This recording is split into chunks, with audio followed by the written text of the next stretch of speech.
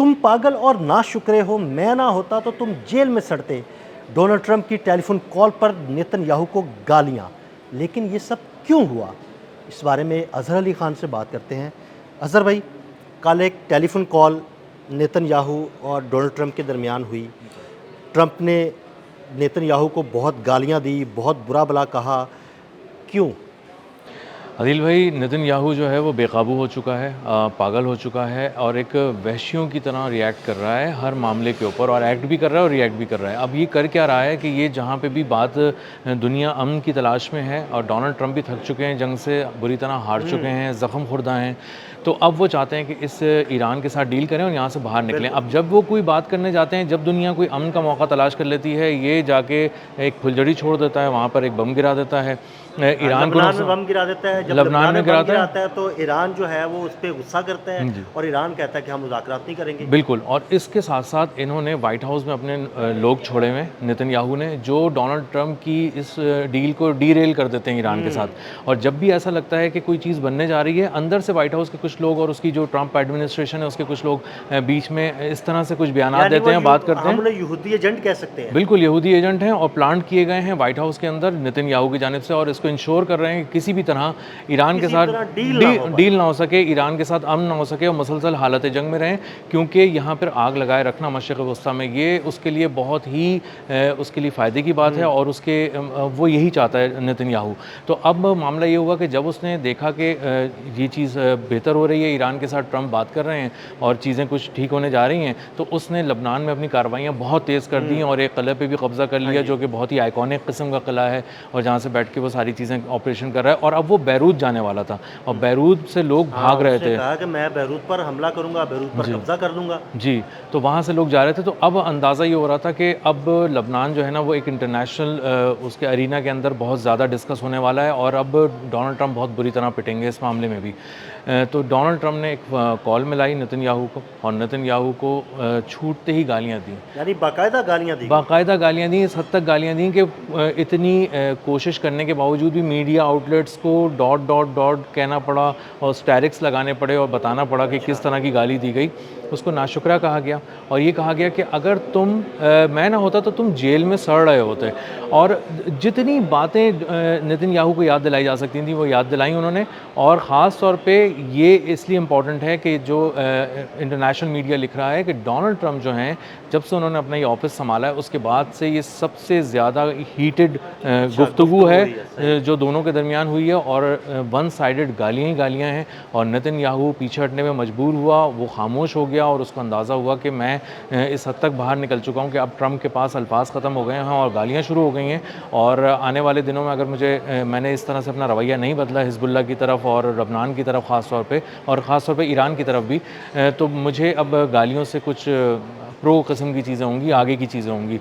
तो इसलिए Donald Trump ने एक शटअप कॉल दी। और उसके बाद अब इंटरनेशनल मीडिया ये भी लिख रहा है कि इसराइल और अमेरिका जो ये समझ रहे थे कि उन दोनों के ताल्लुकात बहुत अच्छे हैं, वो इत्तेहादी हैं और भाई भाई हैं एक तरह से, वो ताल्लुकात ख़राब हो वो चुके हैं। बहुत ख़राब हो चुके हैं। क्योंकि अगर वो सिर्फ सुनाने के लिए भी गालियाँ दे रहे थे कि मेरा मतलब ये नहीं है, सिर्फ सुन लेते हैं, तो उसको इसराइली मीडिया ने इसी तरह कोट अनकोट शाया किया है, उसको अमेरिकी मीडिया ने इसी तरह कोट अनकोट शाया किया है। और इसका मतलब ये है कि पूरी दुनिया को ये पैगाम दिया गया है कि नेतन्याहू को गालियाँ पड़ी हैं, डोनाल्ड ट्रंप ने दी हैं, और इस वजह से दी हैं क्योंकि वो अमन के ख़िलाफ़ है और जंग के हक़ में। अज़हर भाई, आपको लगता है कि ट्रंप की जानिब से गालियाँ दिए जाने के बावजूद जो एक वहशी नेतन्याहू है वो लबनान पर हमलों से बाज आ जाएगा?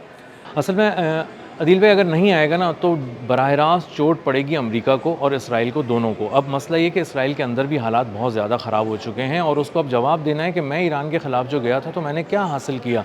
आपने ईरान से कुछ भी हासिल नहीं किया, जबकि आपने शुमाली इसराइल को इस वक्त भी वही वैसा ही बना दिया जैसे मार्च में आपने सेंट्रल इसराइल को बना दिया था कि वहाँ सायरन बज रहे हैं, लोग बंकर्स में घुस रहे हैं, स्कूल बंद हो गए हैं, आके उनके आयरन डोम तबाह हो रहे हैं, बहुत ही बुरा हाल हुआ हुआ है। शुमाली इसराइल में इस वक्त बाकायदा जंग हो रही है और हिज़्बुल्लाह ने उसमें क़यामत ढा दी है। बड़े मिसाइल फायर किए जा जी रहे हैं। जी, आयरन डोम 100 मिलियन डॉलर की चीज़ें ऐसे उड़ रही हैं कि कोई मतलब आप कह ही नहीं सकते। और 8-8 किलो के जो FPV ड्रोन है उसमें टैंक शिकन बारूदी मवाद लगा के एक एक फौजी को हिट कर रहे हैं। तो आप देखेंगे 8 किलो का सिर्फ ड्रोन है और उसमें से 6 या 7 किलो का तो बारूदी मवाद है उसमें। जी, उसमें 7 किलो बारूदी मवाद है, टैंक शिकन बारूदी मवाद है, आम बारूदी मवाद भी नहीं है। यानी आप चाहें तो फौजी के परखचे उड़ा दें, आप चाहें तो वहाँ टैंक के परखचे उड़ा दें, चाहें तो किसी कंपाउंड को बड़े को उड़ाना है तो उड़ा दें। तो हिज़्बुल्लाह जो है वो बहुत ही एक्टिवली इसको अपना आगे बढ़ रही है और पेशकदमी कर रही है।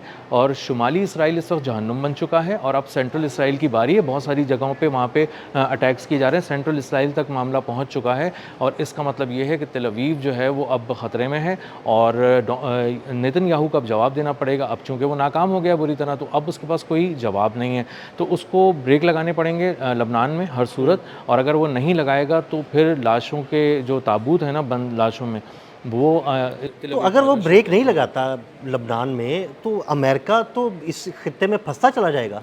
अगर वो ब्रेक नहीं लगाता ना तो उसका बहुत ही सीधा सा एक सिनारियो आदिल भाई, ईरान जो है वो शुमाली इसराइल और आबनाए हुर्मुज़ पे जो यूएस का ब्लॉकेड है उसको उड़ा के रख देगा और एक बहुत बड़ी जंग छिड़ जाएगी। लबनान वहाँ से एक्टिव हो जाएगा और यमन के जो हौसी हैं वो अपनी जगहों पे जो है वो अटैक करना शुरू कर देंगे। तो ये एक पूरा मशरिक़ वस्ता में एक नई बिसात बिछेगी जंग की, पूरा मशरिक़ वस्ता जलेगा, उसमें एशिया बहुत बुरी तरह जलेगा। और अब ब्लूमबर्ग ये भी रिपोर्ट कर रहा है कि अगर यही सूरत हाल अगस्त तक रही ब्लॉकेड की, ईरान और अमेरिका सबकी, तो इसका मतलब है कि 2008 से भी बुरा एक फाइनेंशियल क्राइसिस दुनिया में आने वाला है। और इसका मतलब है मईशतें पिघलेंगी और अमेरिका बुरी तरह पिघल रहा है और उसके हालात बहुत ख़राब हैं और इसको पीछे जाना ही पड़ेगा। अच्छा अज़हर भाई, अगर इसराइल बाज नहीं आता और अमेरिका उसकी पुष्टपुनाही करता रहता है, तो आबनाए हुर्मुज़ के बाद क्या बाबुल मंदब के बंद होने के चांसेस भी हैं? बहुत कुछ होने के चांसेस हैं। बाबुल मंदब को तो बंद करने की आदिल भाई तैयारियां बिल्कुल मुकम्मल कर ली गई हैं। सिर्फ एक तैयार बैठे हैं, बिल्कुल एक ग्रीन लाइट, ग्रीन सिग्नल का इंतजार कर रहे हैं ईरान की जानिब से।